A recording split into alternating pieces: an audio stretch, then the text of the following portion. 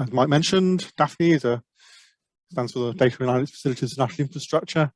And this is, as this title says, so what we intend to be is a computational platform to support infrastructure systems research. And I'm Brian Matthews. I lead the DAFNI project team at the Science and Technology Facilities Council, which, as already mentioned, we're based at the Rutherford Atom Laboratory, which is at Harwell, just south of Oxford. And I'll explain our role in the project as we go along. Okay, so if we start with, why DAFNI? Why are we trying to do this? Well, as Mark has hinted, there's a huge amount of world-leading research going on, building models in lots of different university departments up and down the country and around the world to model various aspects of infrastructure, of how we design, build, operate, and evolve our infrastructure in this country and around the world. Lots and lots of different systems, lots of really good systems. Some of this diagram here, this picture here, and the research they're supporting is becoming increasingly data intensive. So we want to be able to evolve and take these models forward and get the best use of them, get the best science out of it, out of them. So this leads to a number of technical challenges that are facing infrastructure research. Firstly, it's just the kind of question about just how do we scale up? We want ever more data, we want ever higher resolution, we want longer time series going into the future, more and more parameters and factors going involved. So the model's just getting bigger and bigger, handling all that large data and that large compute requirements. And we're looking that we want to use more and more performant computing platforms to support that, HPC platforms, high throughput platforms, and they're notoriously quite hard to access. Even if you can get time on your local HPC cluster, they're not easy to get to operate and work. So there's a big barrier to getting access to such systems. And then when we got onto those systems, we want to be able to do new things with those models. We want to be able to particularly integrate them together across scales, from the level of an individual piece of equipment, through a site, through organizations, through a whole region or a city, to a whole country, and also between sectors, between different sectors of infrastructure, the water sector, the energy sector, land use, digital infrastructure, transport, but also to the environments, the natural and the economic environments and social environments in which those systems are running. So there's a big need to do that integration, and that's a big data integration exchange problem. Largely, we want to be able to share the data between the models in a way that respects security requirements, but uses common standards for interchange and operation. So infrastructure systems is multidisciplinary by its very nature. So we want to be able to bring models in different places into one place to make them work together. And this is kind of the idea behind DAFNI. DAFNI forms a sort of community hub. It's a place where we can bring together, share and combine different models and data from different places with an underlying high performance computing platform underneath it, which we can access, which we can use to give some of that scaling, and support a repository for those data models in a way that respects the ownership of those models and the way that we want to make those open or closed as is required. And then we can use that repository, that collection of data and models to support further collaborations and in a collaborative platform, so we can build these multi-systems models of infrastructure that we want to do. And then a place as a legacy, a place to make data models available for the long term.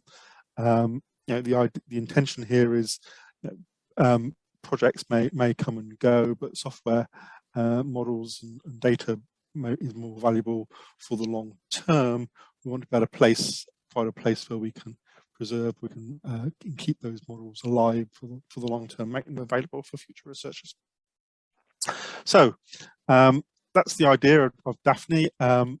So that's what we're trying to build. We're trying to build a computing platform to research for decision-making of national infrastructure as a common platform for research and infrastructure for UK researchers. And as Mike's already mentioned, it's been an investment under the UK Collaboratorium for Research Infrastructure City, UK CRIC, complementing the other arms of the UK CRIC programme, which are building national infrastructure laboratories, such as the Urban Water Infrastructure Facility or National Bird Infrastructure Facility, and the urban observatories, building sensor networks and observatories around 6 UK sites. To date, we've had much closer relationships with urban observatories than laboratories, but that's something that might change in the future.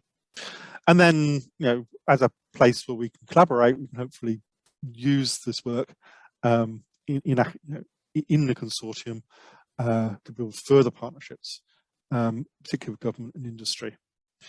This is DAFNI Partnership. There are 12 universities involved, including UCL, and ourselves at STFC. So we were asked to join the consortium as a development and hosting partner. Our role in UK research is to provide and support large-scale infrastructure, including computing infrastructure, to support research in UK. So our department, Scientific Computing Department, has long experience of providing and running high-performance computing infrastructure for UK academics. So a little bit more about the DAFNI platform itself. So DAFNI is formed on a number of components. There's a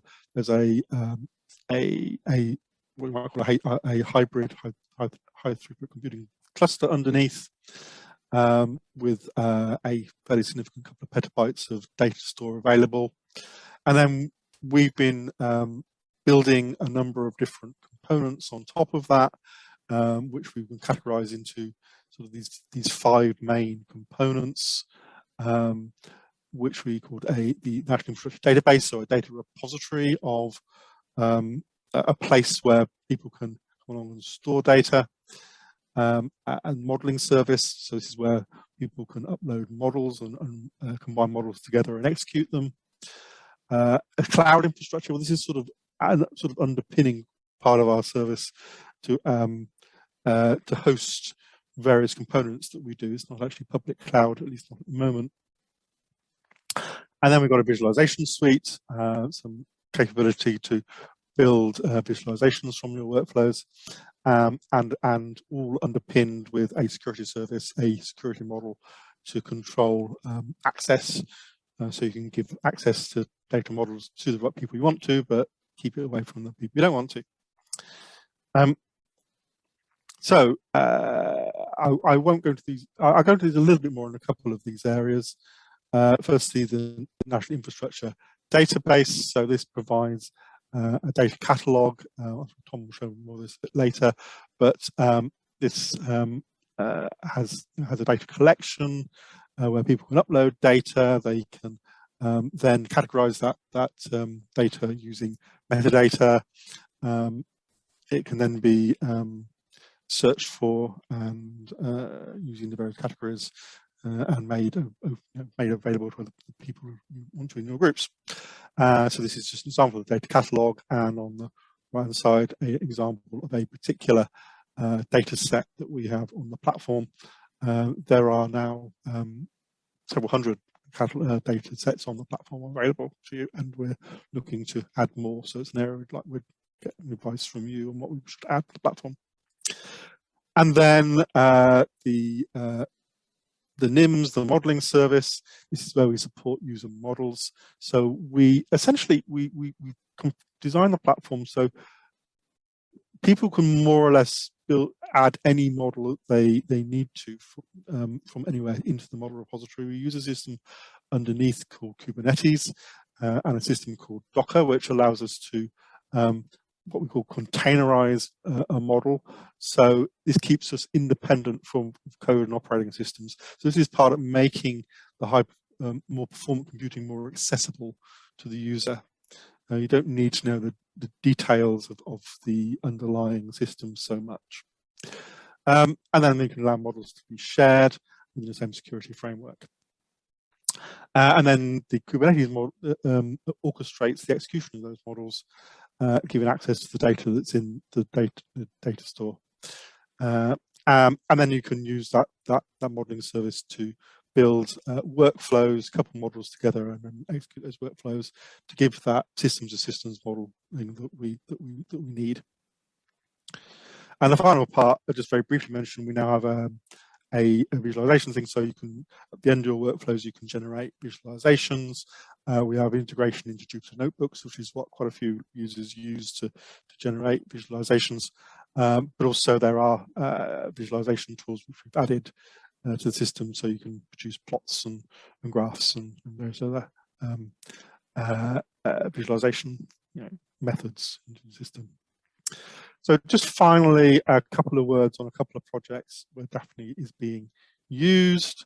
Firstly is a project that we're involved with NERC, funded by NERC, called OpenClim.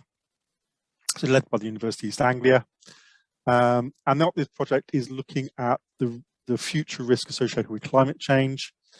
And it's looking in particular a number of particular areas: flooding, health risks from extreme heat events. There's quite a lot on urban development and the effects on areas such as agriculture and biodiversity. And looking at particularly what are the approaches you might do to adaptation to them. So how we might do adaptations to our environment to adapt to different scenarios and see what the effect they have on scenarios. It's meant to have a whole country scope, but it has particular case studies in the Clyde catchment and the Norfolk Broads, and looking for the next climate change risk assessment. And what this project is doing is it's doing a multi-systems modeling approach with different models produced by different organizations, and working with DAFNI to provide this model to combine them together. So it's been building workflows like this one on the top. This is a truncated workflow using a system called CityCat, which is a flood model for urban areas from the University of Newcastle. And it's generating pictures like we have here on the right, which is looking at potentially flooded areas of risk of flooding in central Glasgow. And so it should be a place where people can go afterward and access and run workflows, and the legacy where models can be accessed long term. And Mike mentioned urban development. One of the things that this development, this workflow is currently being extended to is to take outputs from an urban development model called UDM, that again from that mentioned Ali Ford is doing. And the second example is one of the champions that was used, this one with Christian Jeans from the University of Sheffield, looking at sort of moving towards supporting digital twins on the DAFNI platform. We don't support them sort of natively at the moment, but we've done some preliminary work, particularly with this model in Sheffield, which is linking with that urban observatory in Sheffield, which has 640 sensors around the city looking at traffic flow. What Christian has done is produced an AI-based model which updates in real time to the sensor. We've got it on the DAFNI platform, and we can predict the evolution of traffic in the next 30 minutes based on that real-time data. So it's given a digital replica of the Sheffield traffic to identify areas of congestion. In theory, we could feedback and modify the system, but I don't think Sheffield would let us do that at the moment. Okay, so that's kind of a couple of examples. What's next for DAFNI? Well, we've finished our mainline development program. We've just this summer started a new grant called DAFNI Roadshow, which is very much about building a community. So we're moving the platform to sort of development platform with a number of pilot users to one that's much more openly accessible to a wider user community, with hopefully an enriched collection of data and models, and developing that user base, many more researchers on the platform. And we're working with organisations like CDTs to provide career researchers and looking to provide training for them.